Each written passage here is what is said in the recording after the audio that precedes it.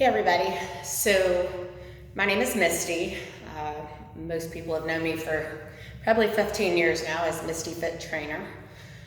I've been a personal trainer for 23 years, and I just wanted to give you my story, because for those of you who don't know me, or if you don't read my post, I give bits and pieces about my story in hopes that you can relate.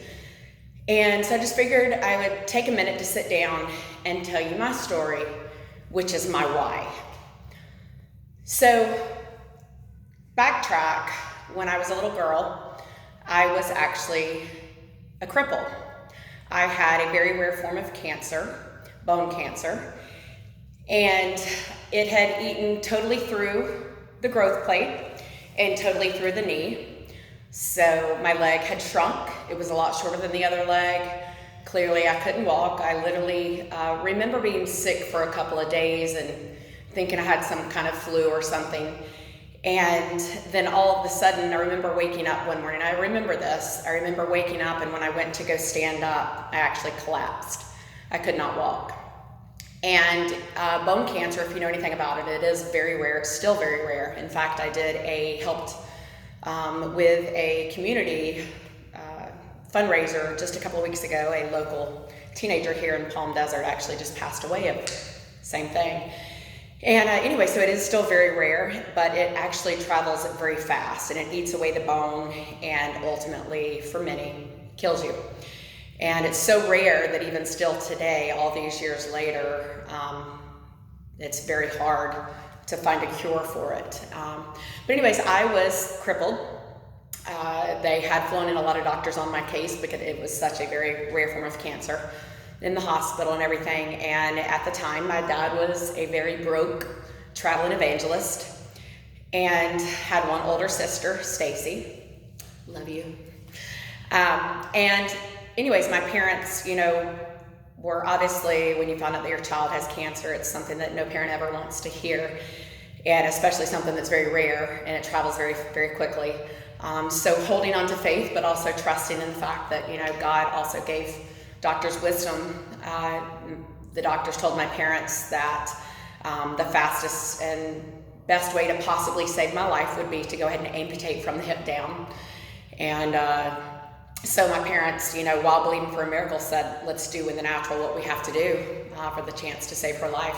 And my parents also had just had a friend that had just lost their child to the very exact same form of cancer. So to say that my parents were trying to have faith but yet had fear was the reality. And so I was in the hospital, and my dad was a broke traveling evangelist. My mom never left my side, and so she slept at the hospital, stayed at the hospital every single day. My dad would bring her clothes, bring her food, and my dad would come after he was getting home from work, and he was at home taking care of my sister Stacy. So the morning of surgery to amputate my leg from the hip down, my dad came in really early, and he said, Denise, that's my mom, go home, take a shower, you haven't been home yet, get refreshed, and then come back before surgery. So my mom does exactly that while my dad stayed with me. Mom went home, and when she was in the shower, she heard God speak this verse to her. Isaiah 59:19. When the enemy comes in like a flood, the Spirit of the Lord will raise up a standard against him. If you know what a rhema word is, two people can be hearing somebody say the exact same thing. Like, for instance, right now while I'm talking to you. And to one person, they go, oh, wow, that's good. But to you, it may be yes in your life right now, which means it's a rhema word. It is a now word in your life. You needed to hear that at this moment. Well, that is exactly what Isaiah 59:19 was when she heard it in her spirit when she was in the shower. When the enemy comes in like a flood, the Spirit of the Lord will raise up a standard against him. My mom knew in that moment that God was telling her everything is going to be okay. She said that she threw on her clothes, drove to the hospital like a mad woman, and then she went into the waiting room where my dad was, and he was in the waiting room waiting, and it wasn't just him, because there was other families who their kids or family members were dealing with cancer and surgeries and amputation and all that. So it was a waiting room full of people that had nothing to do with my family. So my mom walks in like the strong awesome woman that she is, and not worried that other people were in the room, but she looked at my dad and she said, when the enemy comes in like a flood, the Spirit of the Lord will raise up a standard against him. My dad jumped up. They both began to shout and praise God and thank God. They both knew right then God was saying everything's going to be okay. Everyone in that room looked at my parents like they were crazy. And you know what? It's easy to look around as people and think, you know what is wrong with them? Why are they like that? Why are they flaky or whatever? But you know what? Don't judge people so quickly, because if it was ever you going through that situation and you got a word that gave you hope, don't ever judge somebody until you're in that situation, because you never know what somebody's going through or what they've already gotten victory over or what they've lost. So that's my encouragement to you in that situation. But anyways, everybody in the room thought they were crazy, but they didn't care, because what they had just had was a light of hope that everything was going to be okay. And so I was being prepped for surgery, and they were waiting in the waiting room and just praying and hanging on to the word they just felt in their spirit. And the doctors came out, and my parents are thinking it's going to be this long process and everything, and all of a sudden the doctor comes out and he said, we're going to have to send her to Birmingham, Alabama. Parents asked why, and they said, well, there's something wrong with our machine. It's showing that there's nothing wrong with her leg and that the bone's grown back together, but we know that's not true, so our machine is broken. My parents just laughed and knew, how stupid is the devil, for one, but they knew they had their answer right then. And so Mom said, our child has been healed by God. And what's so awesome about God is he used a man who didn't even believe in him so that even could be a testimony in his life. And so he said, I don't believe in God, and I definitely don't believe in miracles. He said, but one thing I do know is that bone can't grow back together overnight. And they had the proof of all the other x-rays showing that it had eaten totally through the growth plate and totally through the knee. It was not even connected.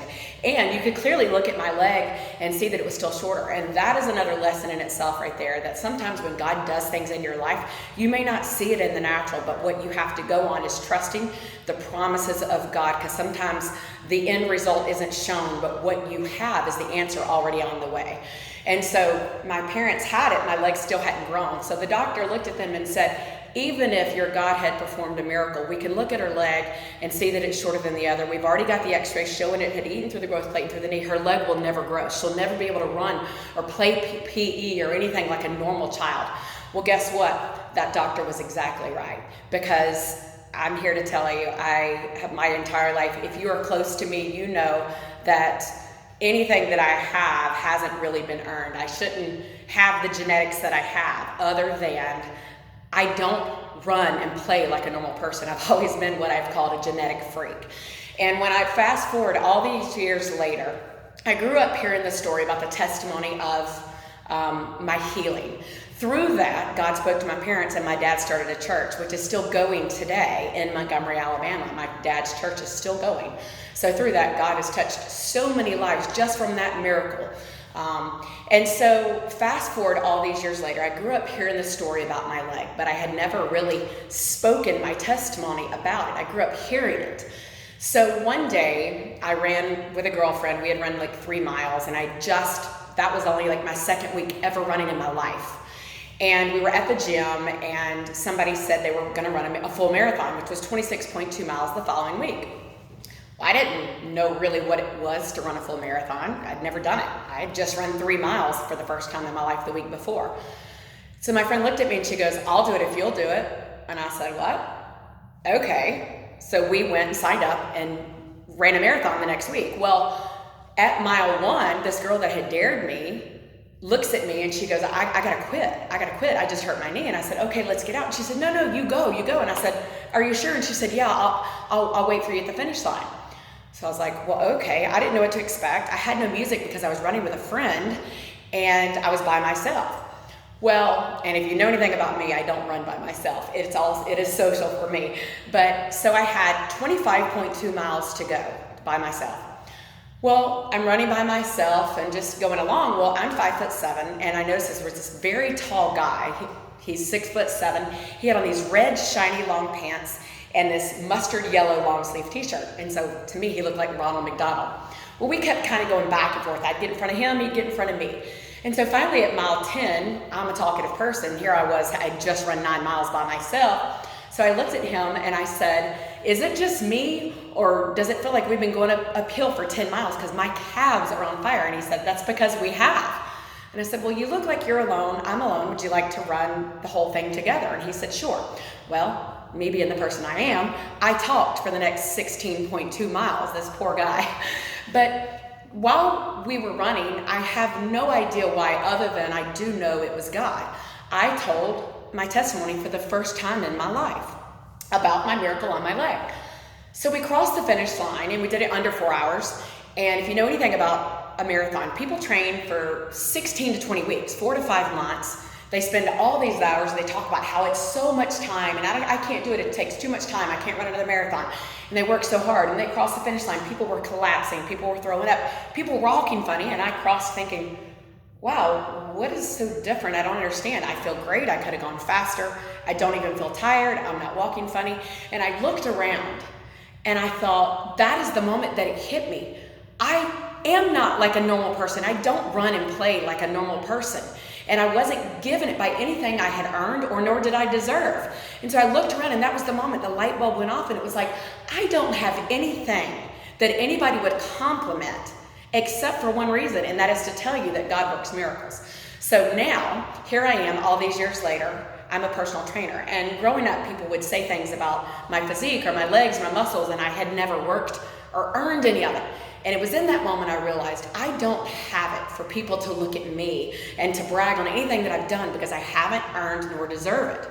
It's simply so that I can say God works miracles. And if you're watching this and you need that faith of a mustard seed, that is my whole purpose. And so for me, you know, the very thing that I do is like just a testimony that I'm literally a walking miracle. Yes, my legs are the same length, and I've run so many marathons, and I have friends all the time say, hey, can you come run a marathon with me so you can just talk the whole way, because they're trying to do a good pace and they don't want to have to talk, and so they know I'll come and dance and, you know, stop at every music station, then run back up to my friends and talk and everything. And it's like, I can't brag, because it's not ever something that I've ever earned.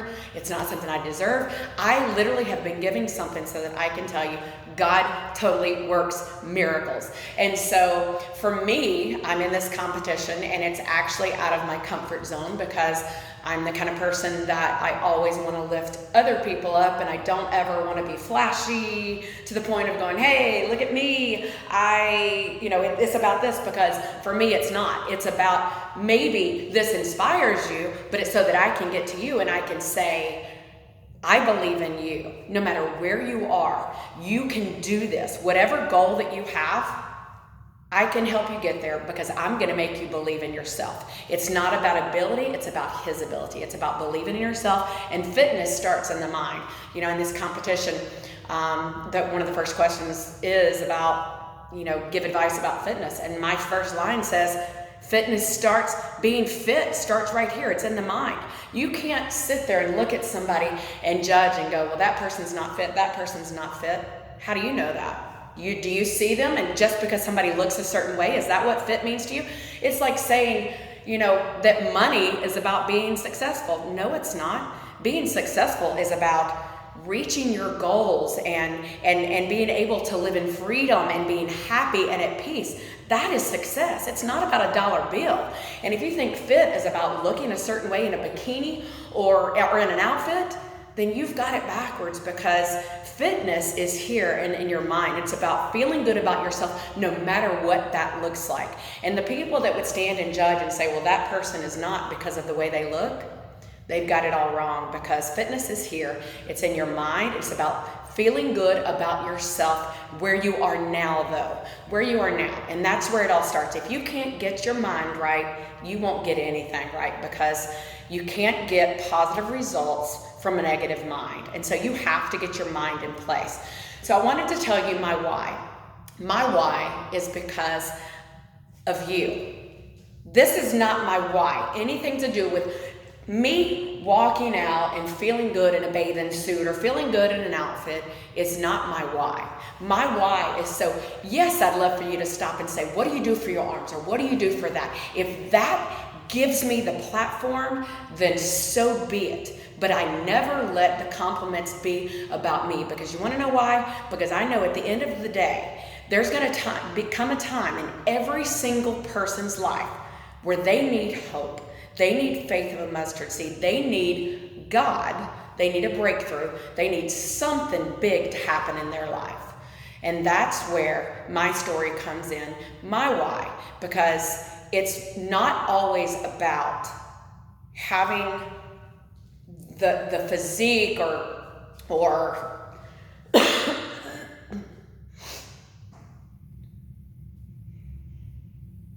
it's about inspiring others to be their best, but to feel their best and to know. It's okay to know your worth. It is okay to know what you're good at, because you have been given gifts, every single person. And if you don't know what your gift is, find your passion, and then you'll flourish in your gift. And it's okay to be confident in your gift.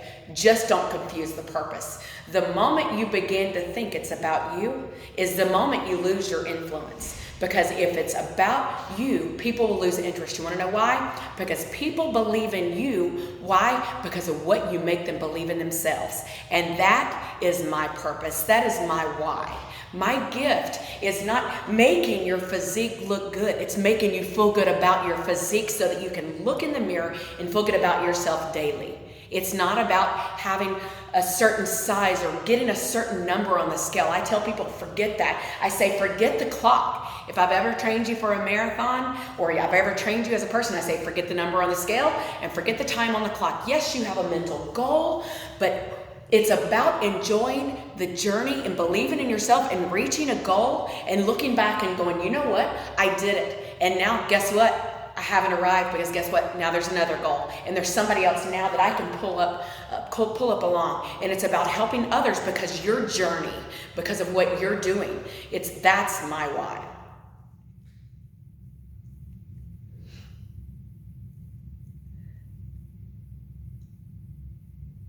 It's about inspiring others to know, not just think, but to know that they can do it. Why? Because you did. And you know what? Part of the journey of influencing people don't want to see you perfect. I'm definitely not perfect. I have my flaws, and boy, let me tell you something. I'm the girl that if no matter how many compliments I got, I looked in the mirror and I judged myself harshly, and I never gave myself the mercy that I so freely gave everybody else. And I was the girl who always wanted I want everybody to feel so good about themselves. That's why I love personal training and I love motivating people, because I love it when they come up to me and go, I've lost 4 pounds, or my clothes are fitting better. That makes me feel so good. Why? Because I love helping people, but 2, because I know what insecurity feels like. Every single person at one point in their life has felt insecure about something. It may not have been their physique. It might have been at work. It might have been at being a parent. It might have been about just being a friend. Some people are shy and they don't know how to walk up to people. And so people need to see your strengths. Yes, that's what encourages them, but people also need to be able to relate. And you know what everybody has? Everybody has a weakness, so people need to see that you are comfortable showing that you're not perfect and showing your flaws and saying, you know what, I've messed up, I've fallen, and guess what, you know what, yeah, I fell off the bandwagon, or I made this mistake. People need to see that you're real, and trying to attain this Instagram physique or status or whatever, that's not reality. Nobody can maintain that. There's always going to be somebody that's more beautiful or better looking. There's always going to be somebody healthier or wealthier or going to be the more perfect mom. Boy, have I made mistakes and all of those things. But you know what? People need to see that. People need to see that you're real. Why? Because we're all real, and everybody deals with something in their life that, you know what? I can't help you if I haven't conquered it. And if I'm so great at something all the time, why would somebody that makes mistakes want to listen to me? They want to hear from somebody that said, you know what? I failed, but you know what? Now I've conquered it. That's who I'm going to hook up to. Somebody that says, you know what? I'm there not because I'm great. I'm there because I failed. I fell on my face and I got back up and I conquered it because I had a fight in me and I believed in myself. And that's what I want to get to you. That you can do anything, you right there. Listen, A lot of the things I post trying to motivate people. But some of the things I post trying to motivate people, I am teaching myself. I am a work in progress. Sometimes I get up and I have to tell myself, you're beautiful. I have to tell myself sometimes. Because you know what? It's so easy to look around Instagram and social media and to judge yourself. Stop it. It's not fair. You aren't supposed to be that person. You're only supposed to be you. You know what? But become the best you. You should be trying to better yourself consistently, whether it's in education, it's in business, and it's fitness, in everything. Try to better yourself. Be the best you. But you know what? Be the real you and don't judge yourself. You will never be somebody else. And if that's what you're shooting for, you'll always fail. But my why is not about this. It's not about me. My why is about you. And it's about the people I can inspire and I can affect the people that I can affect in a positive way and to make them feel good about themselves. That is my why. So, fitness and being fit, it starts from the inside out. And I want each and every one of you to know that I think you're beautiful. I know you're beautiful. And I hope that you do too, because every single person has a gift and a purpose. And you look the way that you do for a reason. So become the best version of that. Work on that. Get up and put your makeup on. If you're one of those who doesn't wear makeup, great, I applaud you, but I'm one of those who I wake up and I feel prettier with some makeup on. Yes, I can go natural, I can go without, but when I put my makeup on and I get dressed up and I put my high heels on, it makes me feel good. So walk in what makes you feel good, and it's okay to feel good about yourself. It's okay to be confident. Just don't ever confuse confidence with conceit. And don't ever confuse a platform with, don't ever let it be about you. Once it becomes about you, you lose your influence. So thank you for listening to my why. I hope that everyone that isn't doing it now will get on and vote for me daily. I need your votes daily. There are girls that have 249,000 followers in this competition. There are girls that are 21, 24 years old. I'm 44. And guess what? I'm doing my best. There's girls more beautiful. There's girls more fit. Absolutely.